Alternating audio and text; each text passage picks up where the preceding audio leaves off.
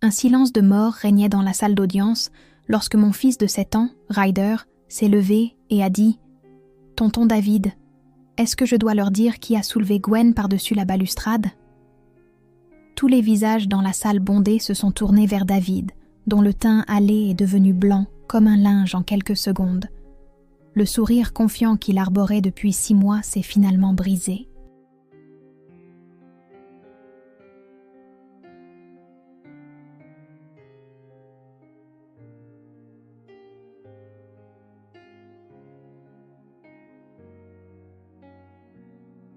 Son avocat lui a attrapé le bras en chuchotant frénétiquement, mais David était resté là, figé, regardant mon petit garçon comme s'il voyait un fantôme. La juge s'est penchée en avant, ses lunettes glissant sur son nez. « Jeune homme, qu'avez-vous dit ?» Et c'est à ce moment-là que j'ai su.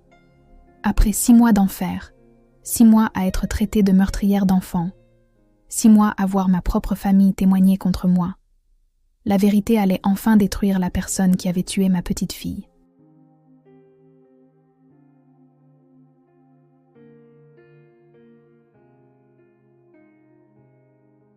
Je m'appelle Rebecca, et il y a 6 mois encore, je pensais savoir ce qu'était une tragédie.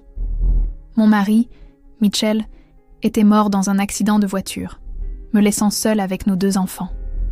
Je pensais que c'était la pire chose qui pouvait arriver à notre famille. J'avais tort, tellement tort. Voyez-vous, tout le monde aimait David. Il était le frère cadet de Mitchell, celui qui avait réussi, le charmant qui arrivait toujours avec des cadeaux pour les enfants et des fleurs pour sa mère.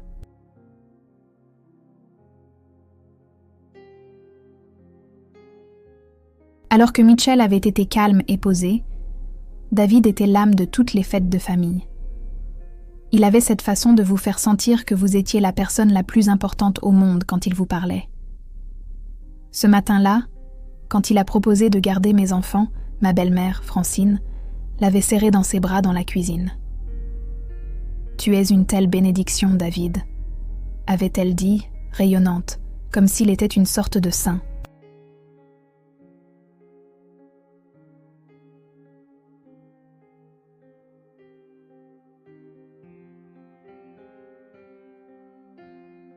Ton frère serait si fier de la façon dont tu prends soin de Rebecca et des enfants. Si seulement elle avait su que son précieux David était sur le point de tout détruire. La petite voix de Ryder a de nouveau résonné dans la salle d'audience. Maman n'a rien fait de mal. Tonton David m'a dit de mentir. Il a dit que si je disais la vérité, maman irait en prison pour toujours et que ce serait de ma faute.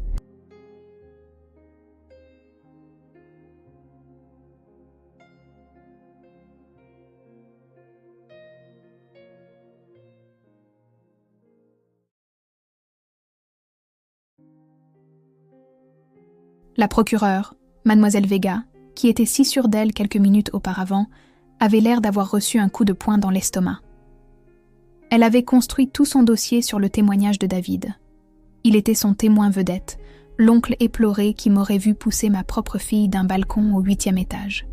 « Votre honneur, je demande une suspension d'audience », balbutia l'avocat de David, mais la juge leva la main. « Non, maître. »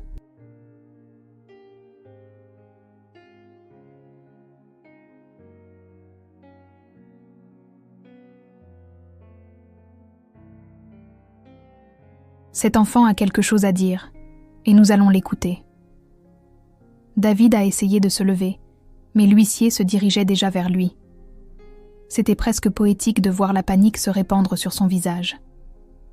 Pendant 6 mois, il s'était assis à cette même place, pleurant sur commande chaque fois qu'il parlait de la pauvre petite Gwendaline. Il avait convaincu tout le monde que j'étais une mère instable, qui avait craqué sous la pression du veuvage.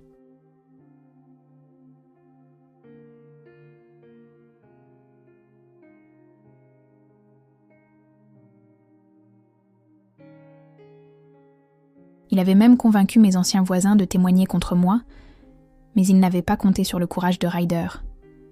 Mon fils paraissait si petit là-haut.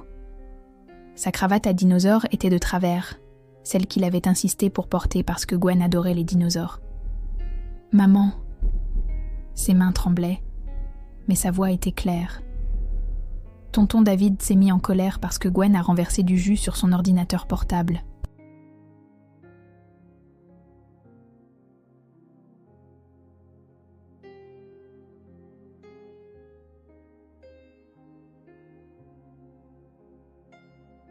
Il l'a attrapée et l'a tenue par-dessus la balustrade du balcon.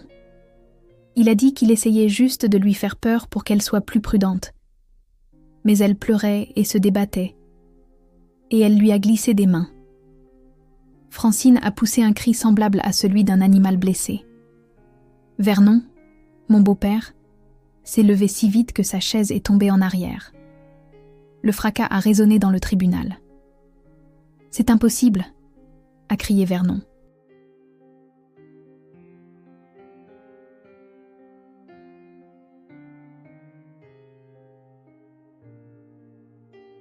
David ne ferait jamais de mal à personne.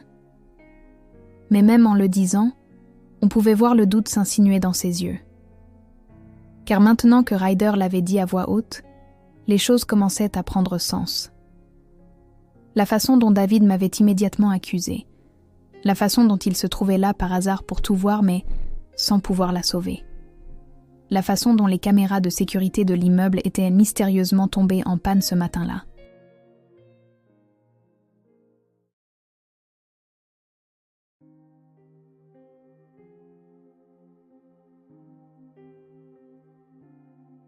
« J'ai une preuve », a dit Ryder en fouillant dans sa poche.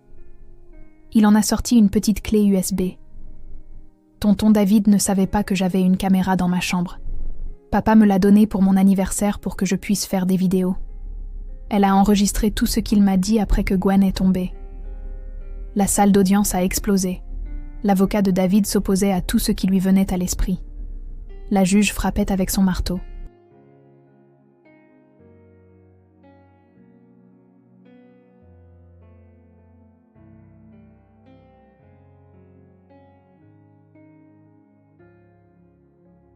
Les journalistes tapaient frénétiquement sur leur téléphone.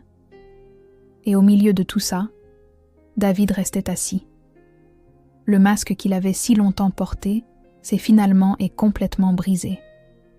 Voici l'histoire de comment mon beau-frère a assassiné ma fille de 2 ans et a essayé de m'envoyer en prison pour cela. Voici l'histoire de comment le courage d'un garçon de 7 ans a traduit un meurtrier en justice.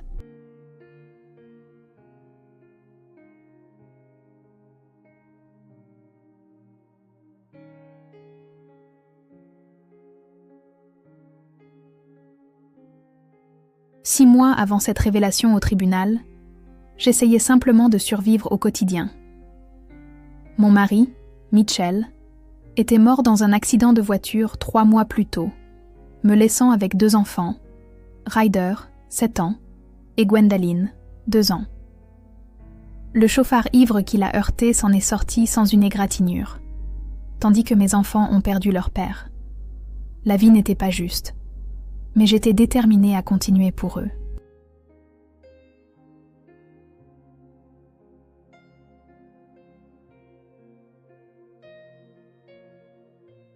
Nous avions emménagé chez les parents de Mitchell, Francine et Vernon, dans leur appartement d'un immeuble de grande hauteur en centre-ville. Ce n'était pas l'idéal, mais j'avais besoin d'aide. L'appartement était magnifique. Au 8e étage, avec un balcon panoramique et une vue sur la ville, mais je m'y sentais étouffée. Francine partait d'une bonne intention, mais elle avait un avis sur tout. Comment je nourrissais les enfants, comment je les habillais, comment je gérais mon deuil.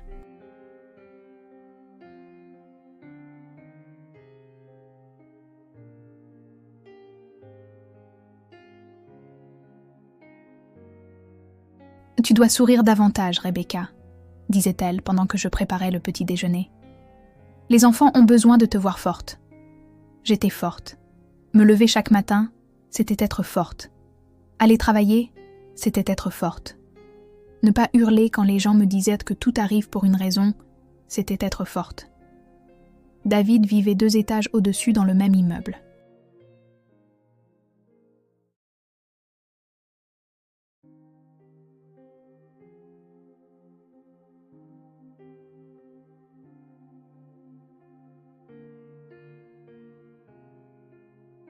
Il avait toujours été l'enfant prodige. Agent immobilier à succès, il conduisait une Tesla, sortait avec des mannequins, la totale. Là où Mitchell avait été stable et fiable, David était tape à l'œil et charmant. Il avait cette façon d'entrer dans une pièce qui faisait que tout le monde se retournait. « Si tu as besoin de quoi que ce soit, tu m'appelles », disait-il en ébouriffant les cheveux de Ryder à chaque visite.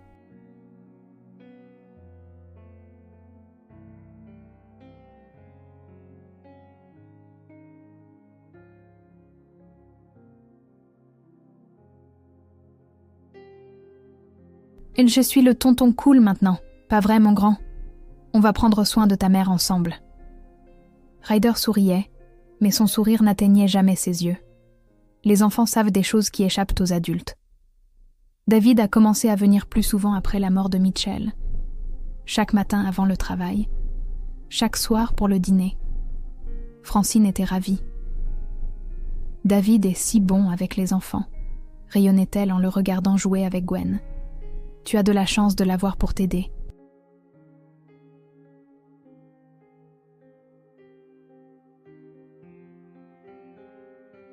Peu de beaux-frères s'impliqueraient comme ça. Mais quelque chose clochait. La façon dont David insistait pour garder les enfants même quand je n'en avais pas besoin, comment il débarquait à l'improviste quand j'étais au travail, emmenant les enfants de chez Francine, sans me demander d'abord.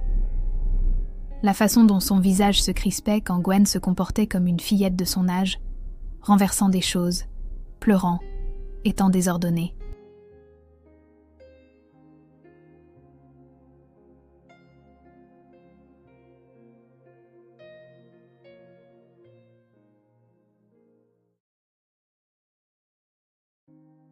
Elle a besoin de plus de discipline, disait-il en regardant Gwen jeter ses biscuits par terre.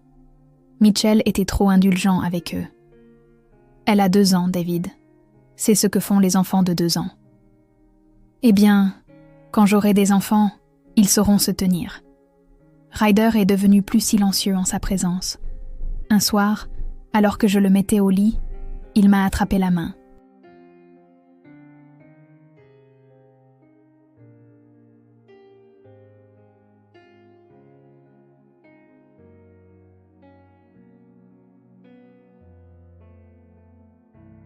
« Maman, est-ce que je suis obligée d'aller chez tonton David demain ? » ?»« Pourquoi, mon chéri ? Il s'est passé quelque chose. » Il a regardé ses draps à dinosaures, traçant le motif avec son doigt. « Non, je n'aime juste pas quand il se met en colère. Il a tenu Gwen par-dessus la rampe de l'escalier hier, parce qu'elle n'arrêtait pas de pleurer. Il a dit qu'il lui apprenait à ne pas avoir peur du vide. » Mon sang se glaça.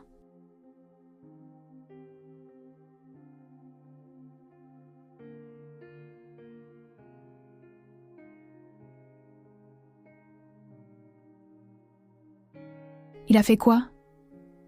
Il dit que ça endurcit les enfants. Il me l'a fait aussi sur le balcon. Mais je n'ai pas pleuré, alors il a arrêté. J'ai confronté David le lendemain matin. Il a balayé mes craintes d'un rire, son sourire parfait ne vacillant jamais. « Rebecca, voyons. Je ne faisais que jouer avec eux. Les enfants adorent cette sensation de voler. Mitchell et moi, on le faisait tout le temps quand on était jeunes. Notre père nous le faisait. C'est un jeu inoffensif. »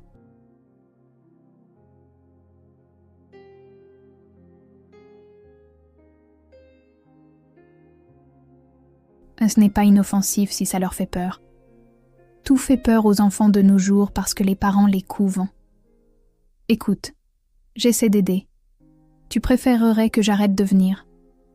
La menace était subtile, mais claire. Arrête de te plaindre ou perds le babysitting gratuit. Et j'avais besoin d'aide. Dieu me pardonne, j'avais besoin d'aide. Le matin de l'incident, je préparais le petit déjeuner.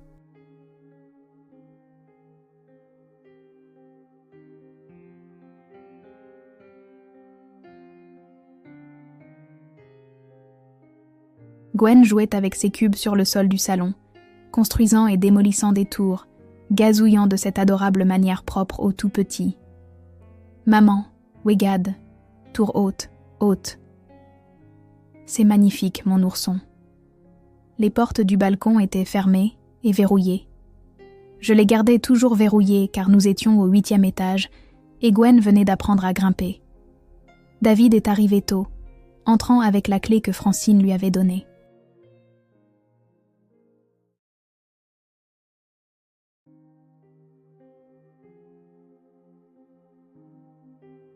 Il portait son habituel costume coûteux, son parfum remplissant la cuisine. « Je pensais emmener les enfants au parc », a-t-il proposé en se servant un café de ma cafetière sans demander. « Pour te donner une pause avant le travail. » C'est bon. Francine les garde aujourd'hui. Maman a son club de lecture. Je lui ai déjà dit que je m'en occupais. Il avait tout arrangé sans me le demander à nouveau.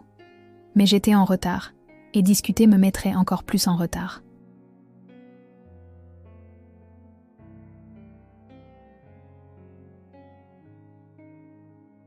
J'ai embrassé mes 2 enfants pour leur dire au revoir.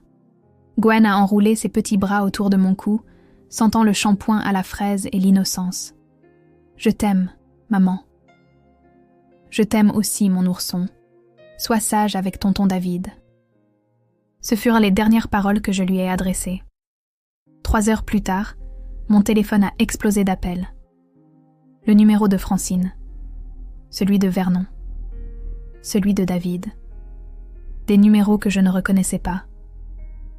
Mes mains tremblaient en répondant.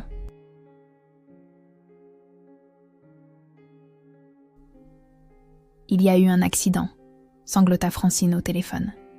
Gwendaline est tombée du balcon. Le monde s'est arrêté. Les mots n'avaient aucun sens. Ils ne pouvaient pas avoir de sens. J'avais verrouillé ses portes. Je verrouillais toujours ses portes. Qu'est-ce que tu veux dire ? Elle est tombée ? Où est David ? Où est Ryder ? Viens juste à l'hôpital Sainte-Marie, s'il te plaît. Rebecca, viens. Je ne me souviens pas avoir conduit jusqu'à l'hôpital. Je ne me souviens pas de m'être garée. Je me souviens juste d'avoir couru à travers les portes des urgences et d'avoir vu David dans la salle d'attente, des larmes coulant sur son visage, sa chemise différente de ce matin. Bleue maintenant, au lieu de blanche. Il m'a attrapé les épaules assez fort pour me faire mal. C'est elle qui l'a poussé. Je l'ai vu. Tu as poussé ta propre fille. Quoi ? David, de quoi tu parles ? J'étais au travail.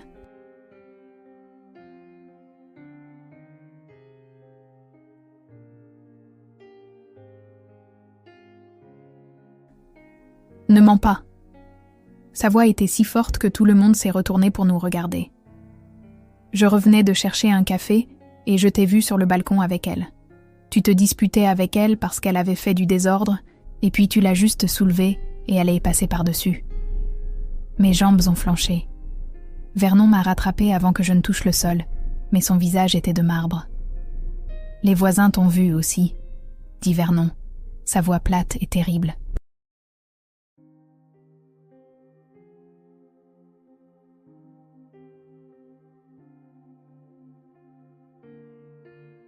Madame Holloway du 8B a dit qu'elle a vu une femme en chemise bleue sur votre balcon juste avant que Gwen ne tombe. Tu portais du bleu ce matin. Je me suis changée au travail. J'ai renversé du café sur ma chemise bleue et j'ai mis mes vêtements de rechange. Vérifiez avec mon bureau. Appelez mon assistante. Tu aurais pu revenir, continua Vernon. Ton bureau n'est qu'à 20 minutes. Tu es parti pour cette réunion qui a été annulée.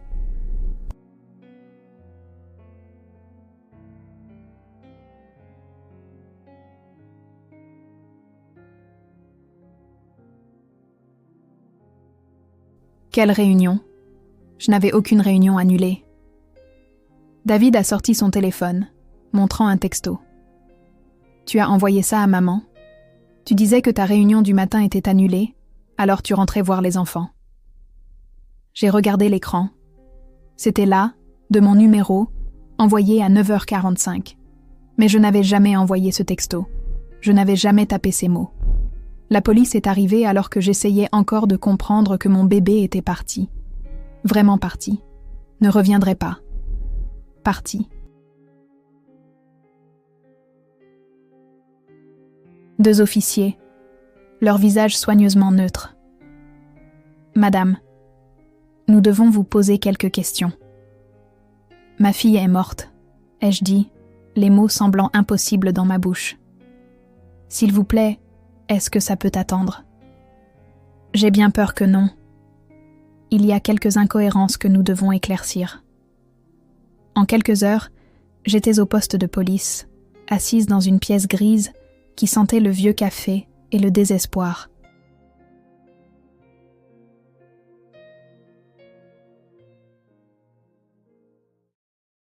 L'inspecteur Morrison était assis en face de moi, lisant des dépositions.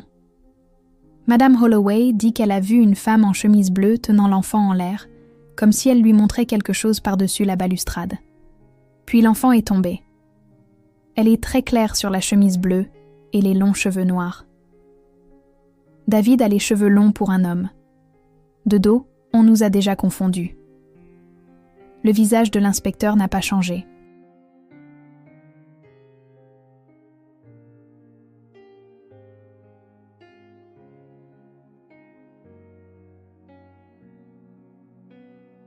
Monsieur David Mitchell dit que vous êtes instable depuis la mort de votre mari.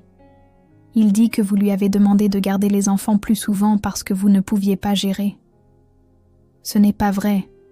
David a proposé. Il a insisté. Il dit aussi que ce matin-là, vous sembliez agité. Vous avez mentionné que Gwen avait été debout toute la nuit à pleurer, que vous étiez à bout de nerfs. Elle a dormi toute la nuit. Elle fait ses nuits depuis des mois.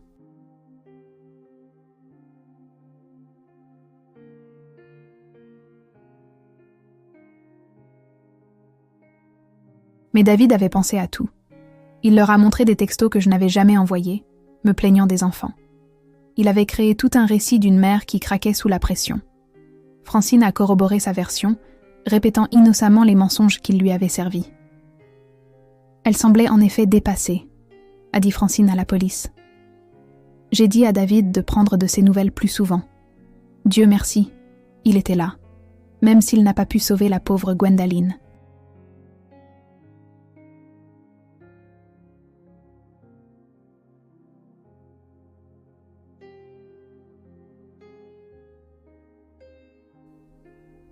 Les caméras de sécurité qui auraient beau prouver mon innocence étaient opportunément hors service. Un problème de maintenance, a expliqué le superviseur de l'immeuble. Cela avait commencé à 9h ce matin-là et n'a été réparé qu'à midi. Mon fils était là, ai-je dit désespérément. Ryder a tout vu, demandez-lui. Nous l'avons fait, a répondu l'inspecteur Morrison. Il dit qu'il était dans sa chambre à jouer à des jeux vidéo avec un casque.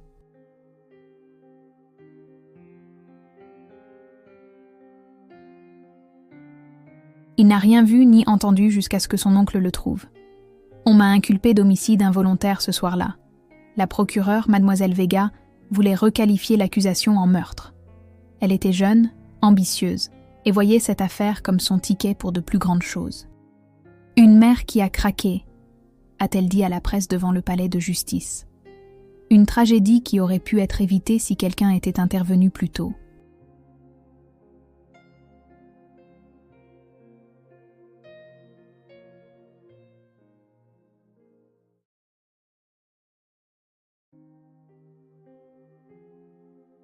Mon avocat, Maître Thorne, a été direct lors de notre rencontre. 3 témoins vous placent sur les lieux. Votre fils n'a apparemment rien vu. Les caméras de l'immeuble étaient en panne. Votre téléphone montre des messages indiquant votre retour à la maison. Ça s'annonce mal. Mais je n'étais pas là. Alors nous devons le prouver. Et pour l'instant, je ne sais pas comment nous allons faire.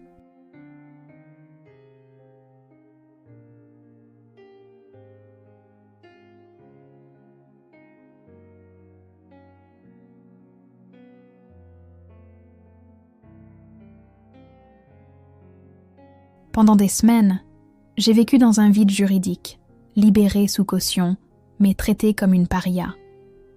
Les caissiers de l'épicerie n'osaient pas croiser mon regard.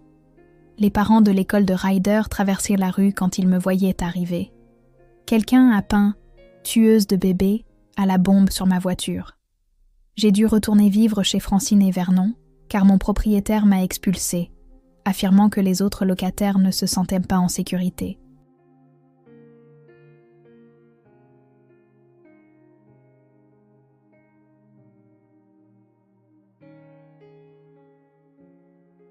Ryder s'était complètement muré dans le silence. Il ne parlait pas de ce jour-là, ne parlait pas de Gwen.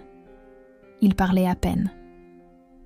Il restait assis dans sa chambre à fixer le vide, sursautant chaque fois que David venait nous rendre visite. Même mon propre fils semblait avoir peur de moi. David continuait de venir, jouant parfaitement l'oncle éploré. Il apportait des jouets à Ryder et me tapotait l'épaule avec compassion pendant que Francine regardait.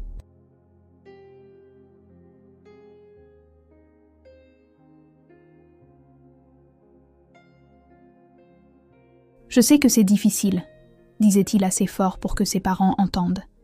Mais peut-être que c'est mieux si Ryder reste avec moi pendant un moment, jusqu'à ce que tout ça soit réglé. Il faudra me passer sur le corps, ai-je dit. Eh bien, ça pourrait aussi s'arranger, a-t-il chuchoté quand ses parents se sont détournés, laissant tomber son masque juste une seconde.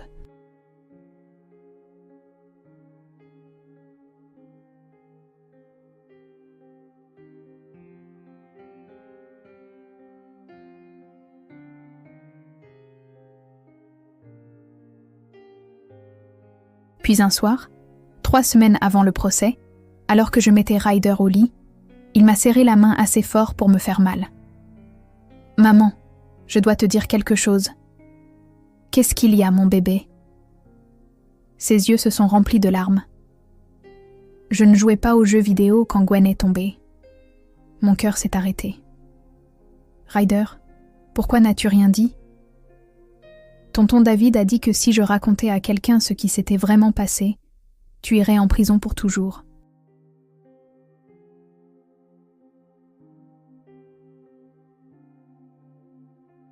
Il a dit qu'il t'accuserait de toute façon, parce que c'est toujours la faute des mamans quand les enfants se blessent, et que je te perdrais aussi, comme on a perdu papa. Il a dit que les familles d'accueil font de mauvaises choses aux enfants. Je l'ai serré contre moi, luttant pour garder ma voix stable. « Ryder, dis-moi exactement ce qui s'est passé. » J'étais sur le balcon avec eux.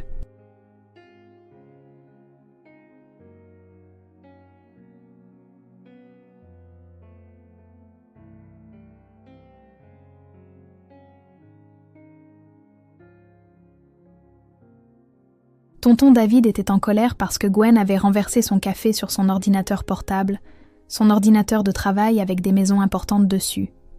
Il l'a attrapée et l'a tenue par-dessus la balustrade. Il a dit qu'il lui donnait une leçon pour être prudente. Oh mon Dieu! Il faisait toujours ça quand il nous gardait. Il nous tenait au-dessus d'endroits élevés pour qu'on l'écoute.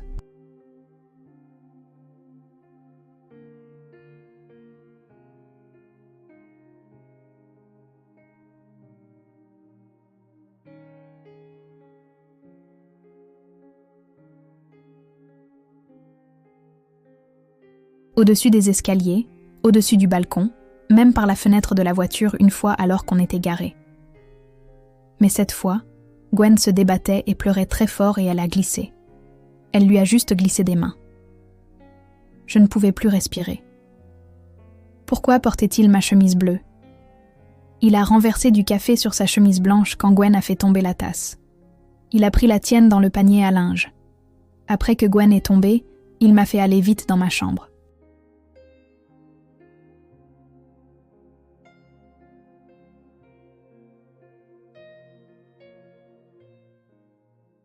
Il m'a dit de mettre mon casque, de lancer mon jeu et de faire comme si j'avais été là tout le temps.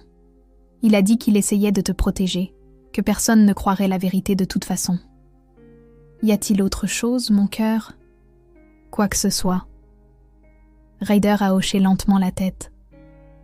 Je l'ai enregistré sur ma tablette après que c'est arrivé, quand il me disait quoi dire. Papa m'avait donné cette application d'espionnage pour mon anniversaire. Tu te souviens ? Elle était encore en marche.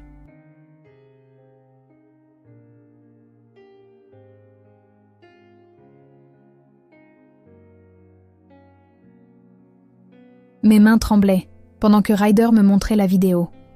On y voyait David faisant les 100 pas dans la chambre de Ryder, sa voix froide et calculatrice. « Écoute attentivement, Ryder. Tu étais ici tout le temps. Tu n'as rien vu. Si quelqu'un te demande, tu avais ton casque et tu jouais à ce jeu de dinosaures. Si tu dis autre chose, ta mère va en prison. Ils penseront qu'elle t'a forcé à mentir. Tu finiras en famille d'accueil où de mauvaises choses arrivent aux petits garçons. »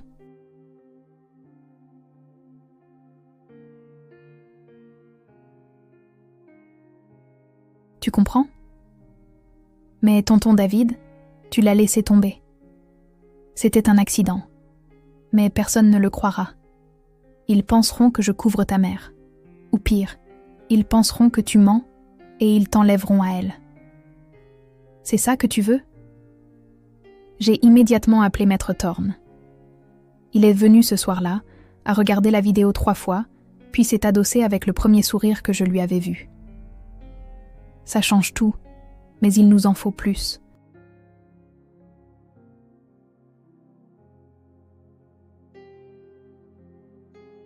La vidéo aide, mais David prétendra qu'elle est sortie de son contexte. Nous avons besoin de corroboration. Les caméras de l'immeuble étaient en panne.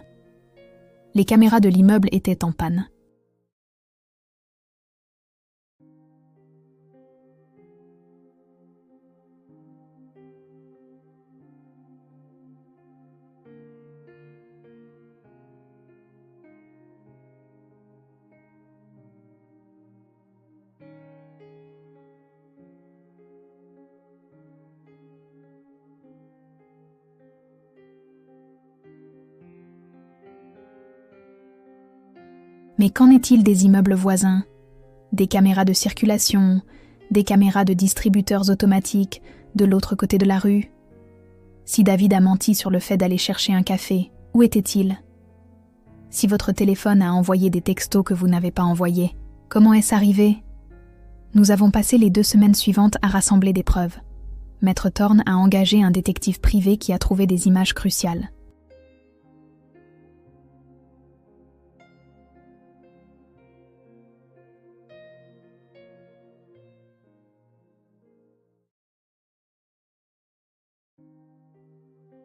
Une caméra de circulation de l'intersection montrait David entrant dans l'immeuble à 9h47. Il ne revenait pas avec un café comme il le prétendait. Le café où il disait être allé n'avait aucune trace de lui ce matin-là. Une caméra de distributeur automatique de l'autre côté de la rue avait un angle partiel de notre balcon. La qualité était granuleuse, mais avec une amélioration, elle montrait une silhouette en bleu avec la carrure de David et des cheveux courts, pas mes cheveux plus longs.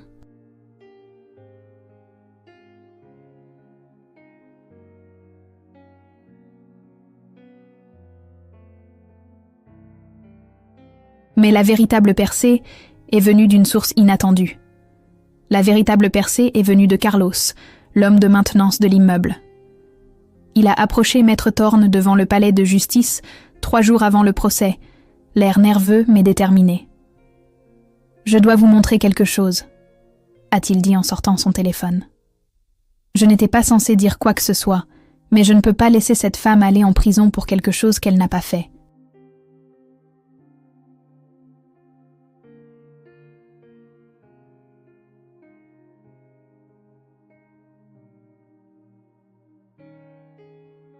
Il nous a montré une vidéo sur son téléphone. Je documentais la panne de caméra pour les assurances ce matin-là. La société l'exige quand les systèmes tombent en panne. J'ai pris une vidéo de la salle de maintenance pour montrer que le système était bien hors ligne. En arrière-plan de sa vidéo, à travers une fenêtre, on pouvait voir notre balcon. L'horodatage indiquait 10h23, l'heure exacte de l'incident. La personne tenant Gwen était clairement David.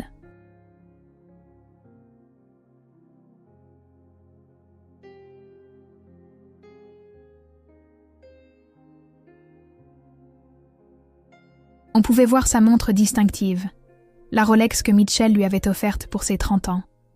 On pouvait le voir la tenir par-dessus la balustrade. On pouvait la voir glisser. « Pourquoi n'êtes-vous pas venu plus tôt ?» a demandé Maître Thorne. « Monsieur David, il m'a trouvé ce travail.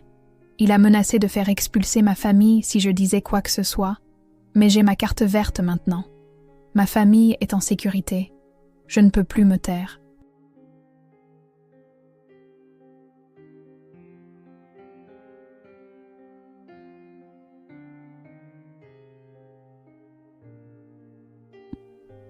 La salle d'audience était comble le jour du procès.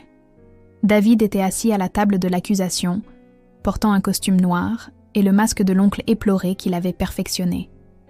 Il s'était même laissé pousser la barbe pour paraître plus affligé. Francine et Vernon étaient assis derrière lui, se tenant la main, me foudroyant du regard comme si j'étais le diable incarné.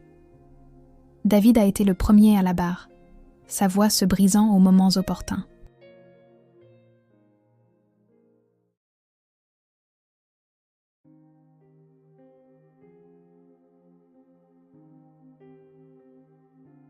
Elle était hors d'elle, a-t-il dit au jury, en s'épongeant les yeux. J'ai essayé de l'arrêter, mais il était trop tard. Je l'ai vu soulever la pauvre Gwen par-dessus cette balustrade. Le regard dans ses yeux était juste vide, comme si elle n'était même plus là. « Et où étiez-vous lorsque cela s'est produit ?» a demandé mademoiselle Vega. « Je revenais juste de chercher un café. J'entrais dans l'appartement quand je l'ai vu à travers les portes du balcon. »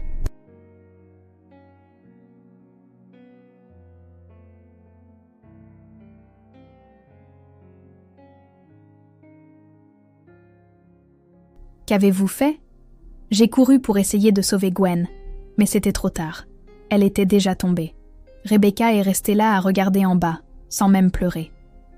C'est alors que Maître Thorne s'est levé. « Votre honneur, nous avons de nouvelles preuves qui ont été découvertes cette semaine. Permission de les présenter ?» La juge a acquiescé. Maître Thorne a d'abord diffusé la vidéo de la maintenance.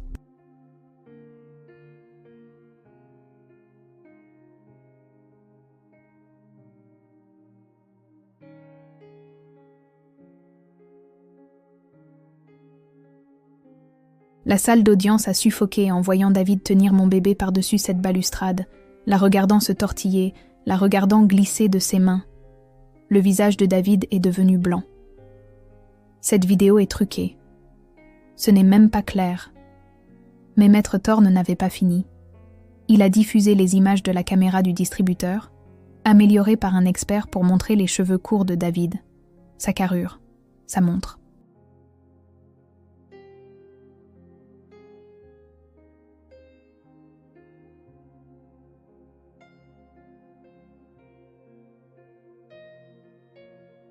Puis il a diffusé les images de la caméra de circulation, montrant que David n'était jamais parti chercher de café.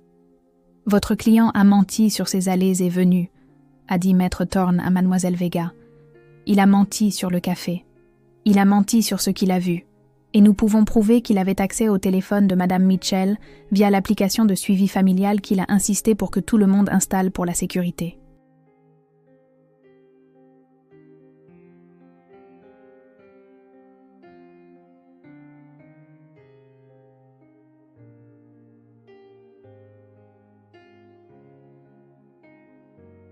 David bégayait maintenant, essayant de s'expliquer, mais son histoire ne cessait de changer. D'abord, les vidéos étaient fausses. Puis, elles étaient mal interprétées. Puis, c'était un accident qu'il essayait de couvrir pour protéger la réputation de la famille. C'est à ce moment-là que Ryder s'est levé de son siège à côté de moi. « Tonton David, est-ce que je dois leur dire qui a soulevé Gwen par-dessus la balustrade ?» La juge a appelé à l'ordre alors que la salle d'audience éclatait.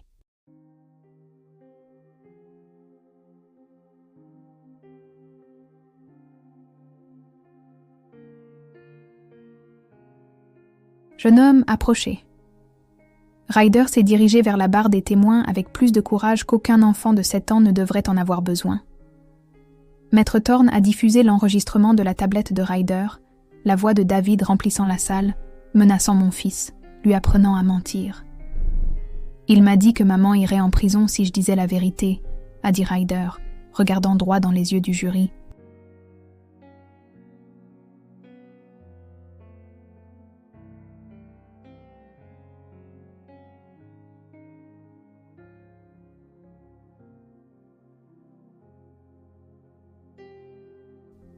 Il a dit que je finirais en famille d'accueil où de mauvaises choses arrivent aux enfants. Mais je ne peux pas laisser ma mère aller en prison pour quelque chose que tonton David a fait.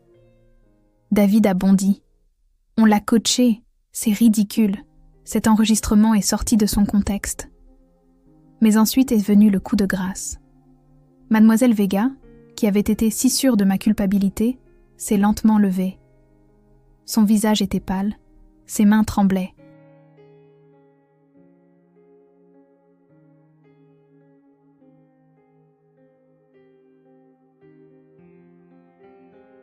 Votre honneur, à la lumière de ces preuves, l'État demande l'abandon de toutes les charges contre l'accusé et demande que des poursuites soient engagées contre David Mitchell pour homicide involontaire et tentative de fausse accusation contre Madame Mitchell.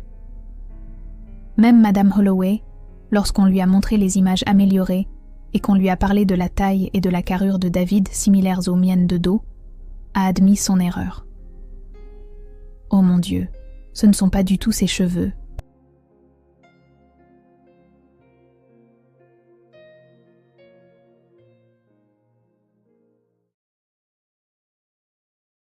Ce sont des cheveux courts.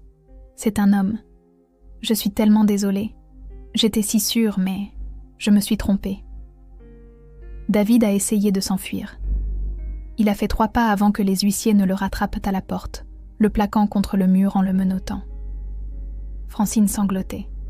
« David, comment as-tu pu?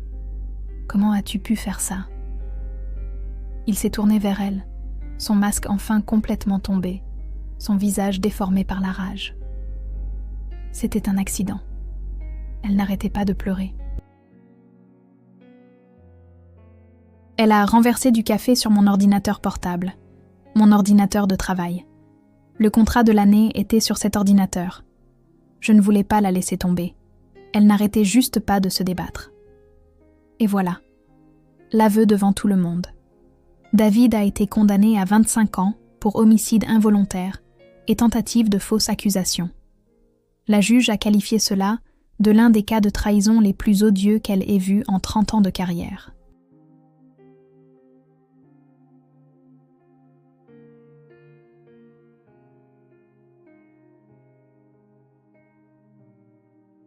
Elle a déclaré que la cruauté particulière d'utiliser le chagrin d'une mère contre elle, de menacer un enfant de 7 ans, de détruire presque ce qui restait de notre famille, justifiait la peine maximale. Pendant la sentence, le véritable passé de David a été révélé. 3 anciennes petites amies se sont manifestées avec des histoires où il les tenait au-dessus du vide quand il était en colère.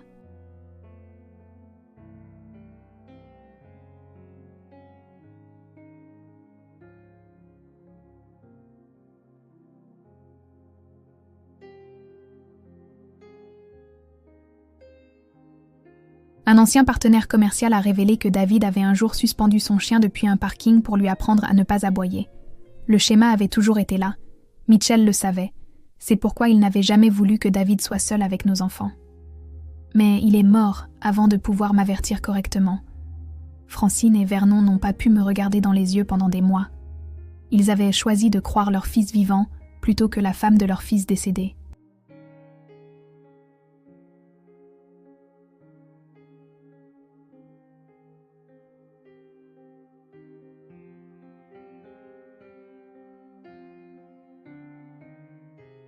Il m'avait presque tout coûté. « Je suis désolée », a finalement dit Francine 6 mois plus tard, se tenant à ma porte, des larmes coulant sur son visage. Je ne pouvais tout simplement pas croire que David puisse faire du mal à quelqu'un. Il a toujours été un si bon garçon, toujours si réussi, si charmant. Il n'a jamais été un bon garçon, lui ai-je dit. Mitchell le savait.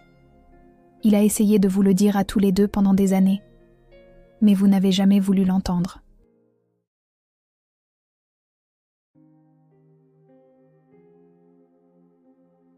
David était votre enfant prodige qui ne pouvait rien faire de mal. Vernon m'a écrit une lettre. Il ne pouvait pas me le dire en face, mais il a écrit qu'il avait manqué à Mitchell, à moi et à sa petite fille. Il avait été si aveuglé par le succès de David, par son charme, par l'image du fils parfait, qu'il avait ignoré chaque signe avant-coureur. Mitchell était le bon, a-t-il écrit. Mitchell a toujours été le bon. Je ne pouvais tout simplement pas le voir.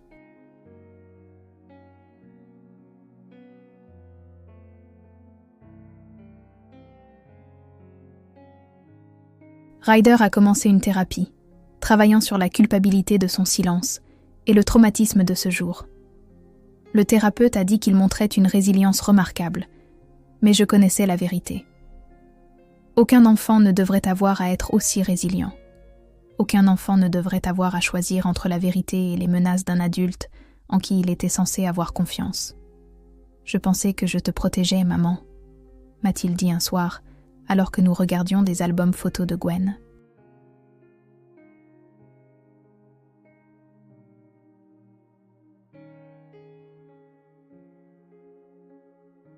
Tonton David m'a fait tellement peur.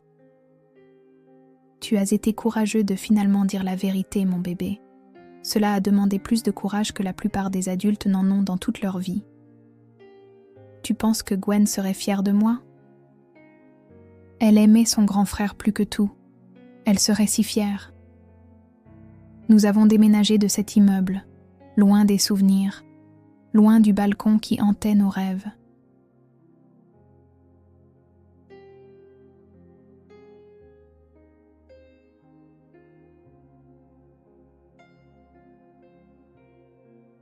Nous avons trouvé une petite maison avec un jardin et sans escalier, où Ryder pouvait faire du vélo et où je pouvais planter un jardin à la mémoire de Gwen. Des roses roses, parce qu'elle aimait tout ce qui était rose.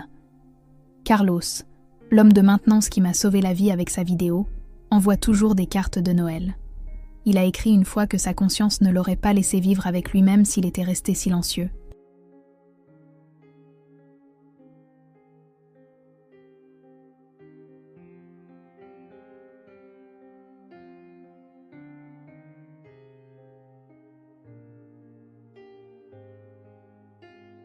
Son courage de se manifester malgré les menaces de David m'a sauvé d'une vie en prison. Madame Holloway m'envoie parfois des lettres, des pages et des pages d'excuses pour son témoignage erroné. J'étais si sûre de ce que j'avais vu, écrit-elle. Mais je n'ai vu que ce que je m'attendais à voir. Je m'attendais à ce qu'une veuve en difficulté craque, pas à ce qu'un oncle de confiance soit un monstre. Je suis tellement désolée. Je garde la photo de Gwendaline sur ma table de chevet.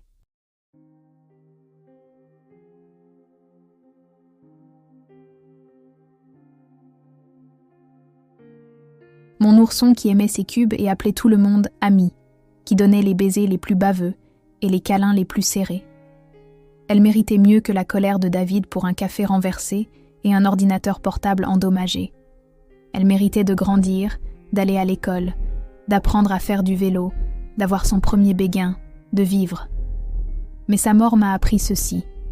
Quand quelqu'un vous montre des signes avant-coureurs, croyez-les. Quand un enfant exprime un malaise, écoutez.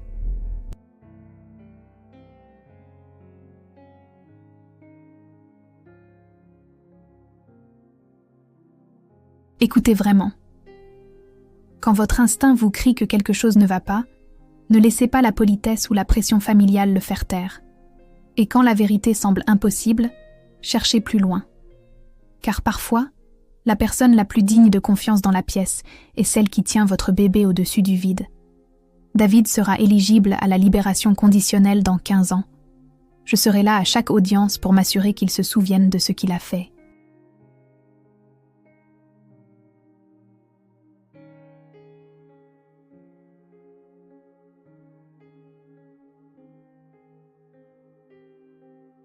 Pas seulement à Gwendaline, mais à nous tous. Il n'a pas seulement tué ma fille. Il a aussi essayé de détruire sa mère, utilisant le deuil comme son arme, utilisant la peur d'un enfant comme son bouclier. Mais la vérité, même lorsqu'elle arrive tard, même lorsqu'elle vient de la voix d'un garçon de 7 ans assez courageux pour la dire, a une façon de percer les mensonges les mieux construits.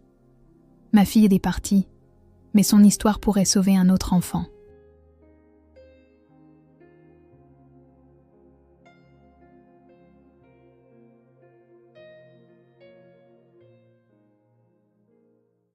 Si un parent lit ceci et écoute son instinct, si une personne reconnaît les signes avant-coureurs, si un enfant trouve le courage de parler, alors peut-être que la mort de Gwen n'aura pas été complètement vaine. C'est tout ce à quoi je peux me raccrocher maintenant. Ça. Et mon fils courageux qui a choisi la vérité, plutôt que la peur quand cela comptait le plus.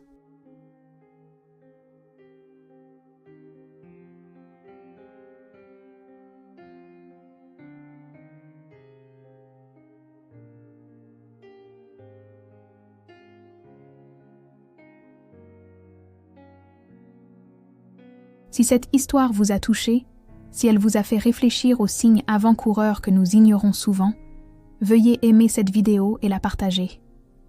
Quelqu'un dans votre entourage pourrait avoir besoin d'entendre ce message. Et n'oubliez pas de vous abonner à la chaîne pour plus d'histoires vraies qui comptent.